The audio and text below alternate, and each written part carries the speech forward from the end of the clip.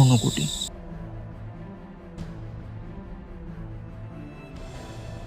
ত্রিপুরা বনাবৃত্ত পাহাড়ের কূলে অবস্থিত সপ্তম থেকে নবম শতাব্দীর এক শৈব তীর্থস্থান, যা এর বিশাল শিলাখোদিত ভাস্কর্যগুলির জন্য সুপ্রসিদ্ধ। কথিত আছে যার সংখ্যা 99,99,999। এই স্থানটিতে শিব, গণেশ এবং অন্যান্য দেবদেবীর বিশাল ও প্রাচীন মূর্তি রয়েছে, যা এটিকে একটি প্রধান পর্যটক কেন্দ্রে পরিণত করেছে। আমি সেখানে যাই এবং একটি গ্রাম ও সেই স্থানটির সন্ধান কিভাবে পাওয়া হয়েছিল তা একজন সাধুর সঙ্গে কথা বলে জানতে পারি। চলুন তাহলে শুরু করি ইতিহাসের আরো এক নতুন সন্ধান।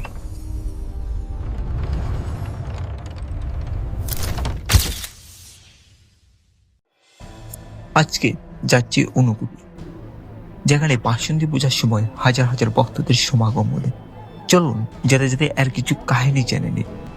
পৌরাণিক কাহিনী কিংবদন্তি অনুসারে মহাদেব যখন 1 কোটি দেবদেবীকে নিয়ে কাশী যাচ্ছিলেন, তখন তারা এই স্থানে রাতে বিশ্রাম নিয়েছিলেন। পরদিন ভোরে মহাদেব বাকি দেবদেবীদের ঘুম থেকে উঠতে বলেন, কিন্তু সূর্যোদয়ের আগে শুধুমাত্র মহাদেব ছাড়া আর কেউই জেগে ওঠেনি। এতে রাগান্বিত হয়ে মহাদেব বাকি দেবদেবীদের পাথরের মূর্তিতে রূপান্তরিত হওয়ার অভিশাপ দেন। ফলে এখানে 1 কোটি থেকে 1 কম অর্থাৎ ঊনকোটি মূর্তি তৈরি হয়। এছাড়াও এই নামটি ঘিরে আরো অনেক কাহিনী প্রচলিত রয়েছে, কিন্তু এর সঠিক ব্যাখ্যা আজ পর্যন্ত কেউই দিতে পারেনি।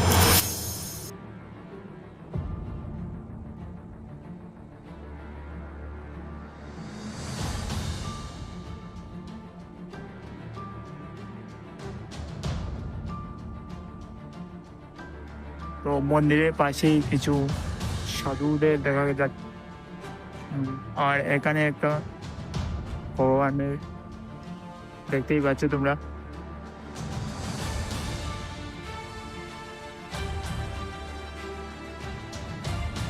আমি মন্দিরে প্রথম দর্শন করলাম, প্রথম মন্দিরে দর্শন করলাম।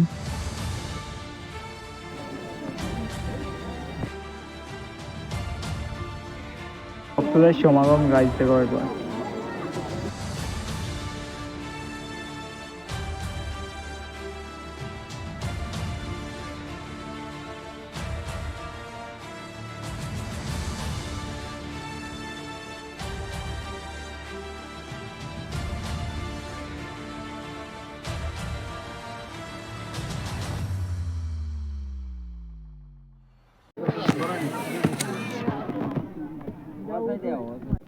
ভাই জলের বোতলটা নিশ্চয় লিয়ে আইলে ঠিক আসলো, তাড়াতাড়ি চল। তো গাইস আমি আর আমার ভাই এখন সিঁড়ি বেয়ে উঠছি। ঠিক আছে, জানি না এটা কতটা সিঁড়ি, নিচ থেকে বেয়ে উঠেছি, এইটুকুই হাঁপিয়ে গেছি। ঠিক আছে, আরো অনেক এক্সপ্লোর করা বাকি আছে। ঠিক আছে গাইস, ওই নিচ থেকে এসেছি।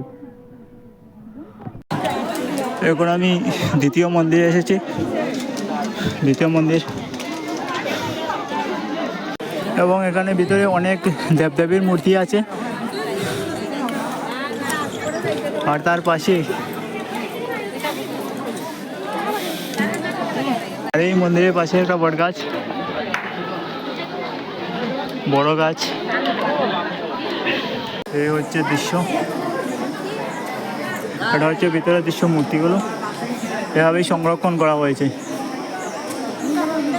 গাইস এখানে একটা বড় গাছ, আবার সেখানে কিছু মানুষদের এসব কেটে খাওয়াতে দেখা যাচ্ছে। হ্যালো গাইজ, অত সময় আমরা সিঁড়ি পাওয়ার পরে ফাইনালি একটা জায়গা পাইছি, যেখানে সাইডের দিকে খুব শান্ত নিরিবিলি জায়গা, ছায়া জায়গা। চলো এখন আমরা উপরে যাবো, গিয়ে এক্সপ্লোর করবো। তো গাইজ তোমরা দেখতেই পারো, একদম শান্ত একটা এরকম একটা জায়গার মধ্যে দিয়ে আমরা এক্সপ্লোর করে দিলাম, আমি এবং আমার ভাই।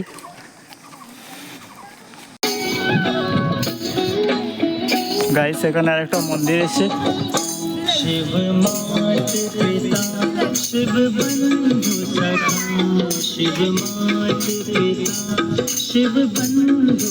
তো গাইস আমরা ফাইনালি 3 নম্বর মন্দির এক্সপ্লোর করলাম। এটা তো 3 নম্বর নানি ভিডিও, 3 নম্বর এক্সপ্লোর করছে, 3 নম্বর টেম্পল আমরা এক্সপ্লোর করলাম। এখন নেক্সটে দেখি।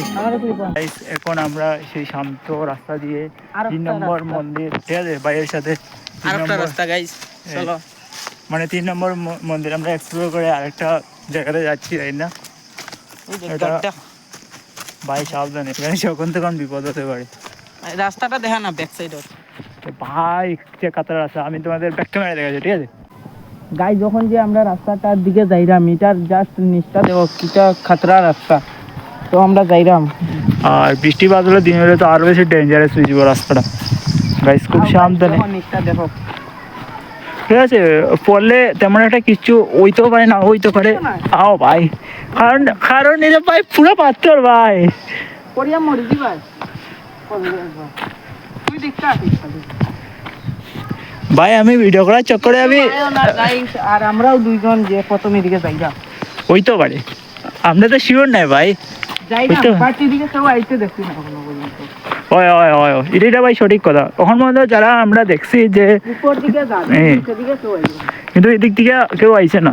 তো আমরা এই জায়গাটায় এক্সপ্লোর করব। ওকে গাইস, লেটস সি, দেখা যাক ভেতরে কি আছে না আছে। গাইজ আমরা যত জঙ্গলটার ভিতরে দিকে যাইরাম তত জঙ্গলটা মানে গভীর হইতেছে। চলো সামনে গিয়া তোমরা দেখাই আরো কিতা কিতা হয়। গাইস আমরা যে রাস্তা দিকে সাইড মানে সাইডে কিছু বোতল দেখেছি, দেখা যাক। তো গাইস এই জায়গাটা মানে একদম শুনশান নিরিবিলি। আমরা এমন একটা রাস্তা দিয়ে যাইলাম আর কি।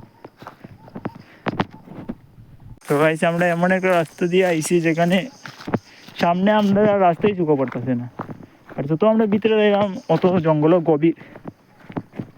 গভীরে যাইলাম গাইস। চলো নালা বয়ে আছে, জানি না ক্যামেরাতে রেকর্ড হচ্ছে কিনা, কিন্তু এখান থেকে যদি কেউ পড়ে তার মাথা ফাটা ফেটে যাবে, এটা পুরো কনফার্ম ইয়ার। এর সামনে একটা মানে একটা সাইনবোর্ড দেখা যাচ্ছে, তো চলো গিয়ে দেখা যাক কি লেখা আছে না আছে। অনুকুটি এসে আমরা অনুকুটি জঙ্গল এক্সপ্লোর করছি। সাইনবোর্ডে কি লেখা আছে দেখতো? আর সাইনবোর্ড দেখে যা বুঝতে পারছি এখানে একটা জঙ্গল, ঠিক আছে, আর কিছু নাই। আমরা শুধু অভয়ারণ্যের মাঝখানে ঢুকছে। গাইস জানি না রোদের আলোচন রেকর্ড হচ্ছে কি না হচ্ছে, কিন্তু এটা একটা আমার মনে হচ্ছে একটা রাস্তা যে মন্দিরে ওঠার জন্য। তো উনি আসলে ওনাকে আমরা জিজ্ঞাসা করবো, তো ঠিক আছে? তো গাইস ওনাকে জিজ্ঞাসা করে যে জানতে পারলাম যে এই রাস্তা দিয়ে গেলে নাকি নিচে গ্রাম আছে, তো অনেক মানুষের বাড়িঘর আছে, ঠিক আছে?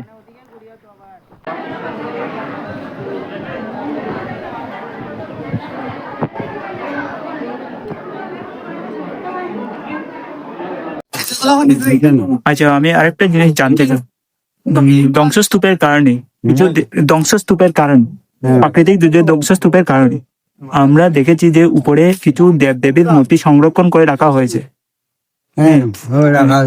কিন্তু মানে সত্য যুগে যে সৃষ্টি হয়েছিল, যখন আপনারা যে একটু আগে বললেন না যে আপনারা জুম চাষের মাধ্যমে সেই জায়গাটা খুঁজে পেয়েছেন, তো তখন মানে দেবদেবীর দেব মূর্তিগুলা এই জায়গাতে কেমন ভাবে ছিল, মানে এটা একটু বিবরণ দিয়ে দিতেন।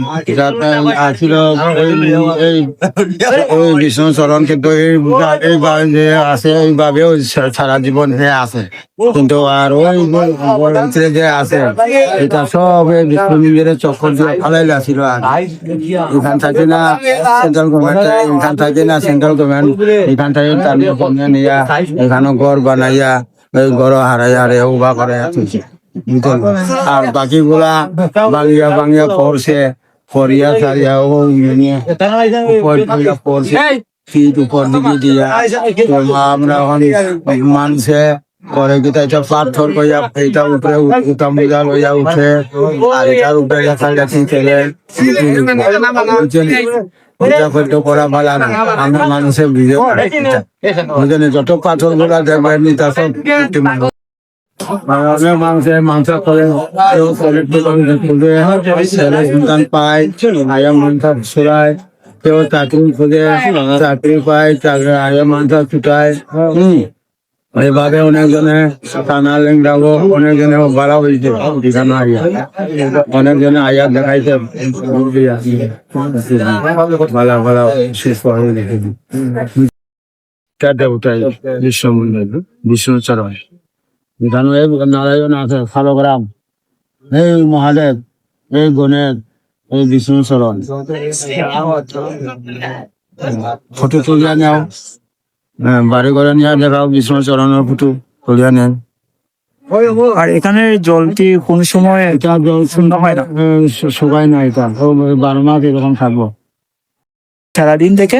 শ্রমিক খাওয়াইতে আছে মানুষে আমি এখান থেকে ওখানে থাকি, কমে না একদম। পিছনে একটা গ্রাম খুঁজে পেয়েছি, তো সেটা সম্পর্কে আপনি কি কিছু জানেন? গ্রাম, হ্যাঁ, কোন জায়গায় গ্রাম? ওই এখানে পিছনে কিছু বাড়ি। এটা আমরা গ্রাম, ও এটাই তোমরা? এটা আমাদের গ্রাম, এটা আমার বাড়ি, আমার মামা। আচ্ছা আচ্ছা। এটা আমার গ্রাম। কেন মুসলিম আছে, হিন্দু আছে, মুসলমান আছে, হিন্দু আছে, সব জাতের আছে আমার গ্রাম। তো আমি অনেকক্ষণ ওনার সাথে কথা বললাম, বলে যা আমি জানতে পারলাম আমি এই জায়গাটা পুরো দেবদেবীর মূর্তিতে ভর্তি ছিল। আর উনি এটাও বলেছেন যে এখানে প্রত্যেকটা পাথর কোনো না কোনো দেবদেবতার মূর্তি। আর তিনি এটাও বলেছেন যে এই সিঁড়িগুলো আগে ছিল না, এগুলো ছিল মাটির রাস্তা। আর এখান থেকে একটা টপ ভিউ, অনুকূলের একটা টপ ভিউ পাওয়া যাচ্ছে এখান থেকে। আর এখানে প্রত্যেকটা পাথর তোমরা দেখো। আর গাইস এখান থেকেও দেখো যে পাথরের গায়ে কিছু দেবদেবীর মূর্তি খোদিত এখনো দেখা যাচ্ছে। আর এই বিশাল বড় পাথরটাকে দেখে মনে হচ্ছে আমার, গাইস এই জিনিসটা তোমরা দেখো, পাথরের গায়ে খোদিত করা, আমার মনে হচ্ছে সেটা হনুমানের কোনো অস্ত্রের কোনো অংশ হতে পারে। জয় শ্রীরাম। এই পাথরের গায়ে কারুকার্য করাটা তোমরা দেখো একবার।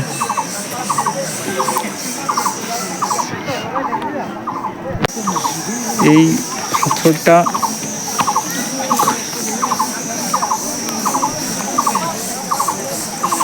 গাইস কারুকার্যটা একবার দেখো তোমরা। আর হাজার হাজার ভক্তদের সমাগম। গাইস কারুকার্যগুলো খুব অদ্ভুত।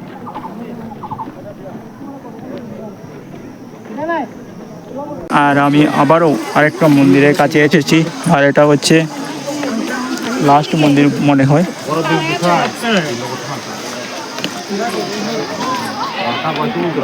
মন্দিরের চারপাশটা আবারও ভালো করে দেখে নাও। আর এটা আমি পঞ্চম মন্দির এক্সপ্লোর করলাম।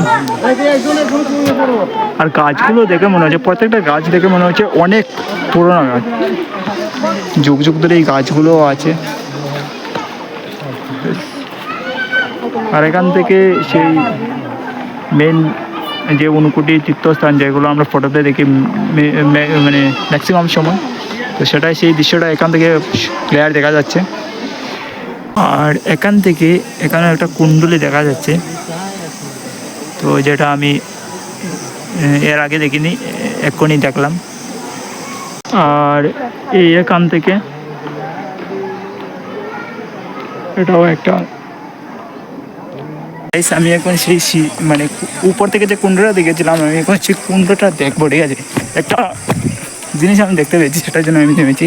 প্রচুর গাইস রিস্ক নিয়ে এখানে এসেছি। এখানে তো ভাই সত্যি বলতে আমি এটা দেখার জন্য এখানে এসেছিলাম, বাট দেখে মন ভরে গেল। ভিতরে যাওয়ার ট্রাই করছি, ঠিক আছে। আর এখানে একটু কিছু হলেই আমার মোবাইলের সাথে সাথে আমার নিজেরও কাণ্ডে হয়ে যাবে, ঠিক আছে। তো আমি যতটুকু রেকর্ড করতে পারছি তো রেকর্ড করছি, ঠিক আছে। আর এটাই সেই পবিত্র সীতাকুণ্ড, যেখানে হাজার হাজার মানুষ স্নান করতে আসে। গাইস ফাইনালি সত্যি বলতে আমি এটা দেখার জন্য এসেছি। এখানে পাথরের গায়ে খোদাই করা দেবদেবীর মূর্তি। আর গাইস লুক এট দিস, ভাই ফাইনালি জন্য থেকে জল পড়তে আমি দেখেছি গাইস। এটা দেখার জন্য এখানে এসেছিলাম। আর এটা এখান থেকে পড়ে গিয়ে ঢুকাই ড্রেস, এটাও দেখো, এখানে এসে খুব সুন্দর হয়ে পড়ছে।